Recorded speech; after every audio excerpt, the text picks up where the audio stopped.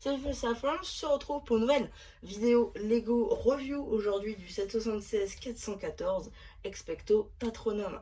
Aujourd'hui, je vais faire quelques petites précisions. Tout d'abord, on attaque du coup le set du cerf, donc le Patronum, le Patronus, pardon, du coup de Harry.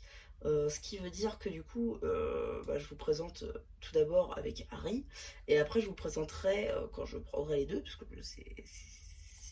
j'aimerais bien prendre celui-là aussi, parce qu'il est sympathique, je vous présenterai Lupin dans l'autre.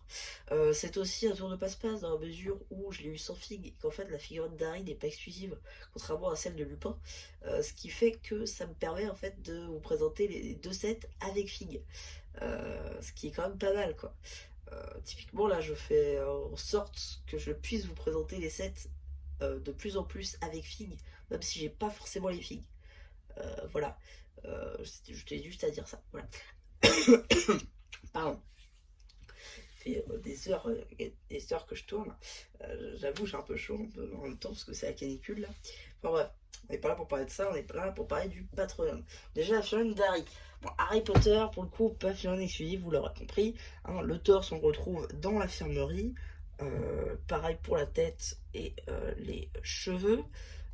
Jambes articulées en Darkten, ça on connaît. Voilà. Donc du coup, d'ailleurs, le premier sticker est d'ailleurs le seul, il me semble que c'est un sticker. J'ai rien dit, ce n'est pas un sticker, donc c'est la seule et unique pièce tampographiée de ce set, c'est l'Expecto Patronum qui est juste ici pour nous dire que c'est un parchemin, que c'est l'Expecto Patronum. Voilà, c'est plutôt sympathique. D'ailleurs, il me semble qu'on peut retirer de son socle le cerf. Ouais, voilà. Comme ça, on verra le cerf juste après. On va d'abord regarder le socle. Bon, typiquement, ça représente assez bien déjà un monde rempli de patronum, parce qu'on a bien la couleur bleue et tout. Voilà, ça c'est sympathique. Et ensuite, déjà ça représente un petit peu la mare où Harry utilise aussi pour la première fois son patronum. Donc ça, j'avoue, c'est plutôt cool qu'ils y aient pensé. Voilà, ça fait des petites scènes et tout. On a des petites plantes à base de fleurs roses, des feuilles ici en Royal Light Blue. Voilà, donc ça, franchement, c'est plutôt sympathique. Les tailles ici, c'est les mêmes qui sont utilisés dans les... pardon, j'étais hors cadre. Qui sont utilisés du coup dans le Ninjago City Garden et ses variantes. Juste ici, je vous disais, du coup, les feuilles, les fleurs roses, etc. etc. Voilà. Du coup, le socle en noir, qui est plutôt pas mal, on va pas se mentir.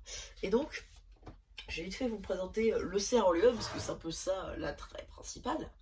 Déjà, qu'est-ce qu'on a dessous? Bon on a juste une taille bouclier, voilà. C'est juste pour faire le côté arrondi de la tête du cerf, plus qu'une réelle fonctionnalité, ou encore un détail. Notez que les cornes sont de la même couleur, ça c'est plutôt sympathique. On a d'ailleurs aussi le côté transparent qui ressort parfois, ça c'est plutôt sympathique. On a les trucs d'eau là qui servent de magie au patronum.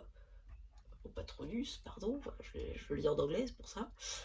Voilà, ici du coup on a la queue du cerf, si je peux me le permettre, qui bouge, hein, qui peut pivoter. D'ailleurs on utilise du snot ici, hein, pour faire le cou, l'arrière du cou notamment. On vient glisser en fait sur des panneaux, j'imagine. Parce qu'en fait, encore une fois, c'est pas moi qui l'ai construit pour le coup, celui-ci. Ici, bon, on a de quoi le faire tenir sur le socle, hein, évidemment. Voilà. C'est à peu près tout, hein. On a des tailles boucliers ici transparentes, hein, qui font les poils en fait un petit peu qui sortent du cadre, donc ça c'est pas mal. On a le côté arrondi des patounes, d'ailleurs les patounes qui sont orientables un petit peu comme on veut. En fait, si on veut le mettre comme ça, le patronum, patronus, on le met un petit peu comme ça, quoi, typiquement. Impossible que je vous présente un truc sans que ça casse, quoi. D'un côté, ça veut dire que c'est pas solide, hein. Je suis pire. Enfin bref. Voilà un petit peu. Du coup, donc si on veut le mettre comme ça, je disais, on peut le mettre comme ça. Bon, il va pas kiffer, mais... voilà. Si on veut le mettre ainsi, on le met ainsi. pas mal, j'aime bien. Ça veut dire que vraiment il y a beaucoup de customisation, on peut les mettre dans des situations plutôt sympathiques. Et non, franchement, ça fait du bien de pouvoir avoir un peu de customisation, parce qu'à la base, c'est comme ça Lego, hein, de faire un peu ce qu'on veut, et pas avoir des trucs tout faits qu'on va aimer. Voilà. Donc non, franchement, ça rappelle un petit peu aux sources. C'est sympa à regarder, ça fait un objet de décoration. C'est assez sympathique, j'aime beaucoup ce set. Et je vous le recommande, surtout que c'est l'un des rares sets à moins de 100 € qui est plutôt sympathique chez Harry Potter. Donc ouais. Donc c'est à peu près tout hein, pour cette petite vidéo Lego Review. J'espère qu'elle vous aura plu.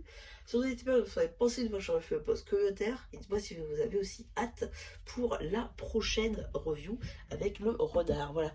Donc il ne reste plus qu'à vous dire, c'était la plus qui vous dit bye bye. Ouais, j'ai oublié de dire qu'il y avait du coup un démon de pneus orange dans le set du cerf.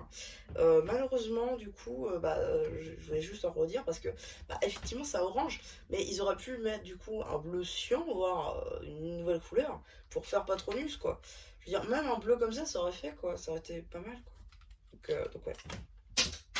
Eh bye, je vous laisse avec le reste de la vidéo.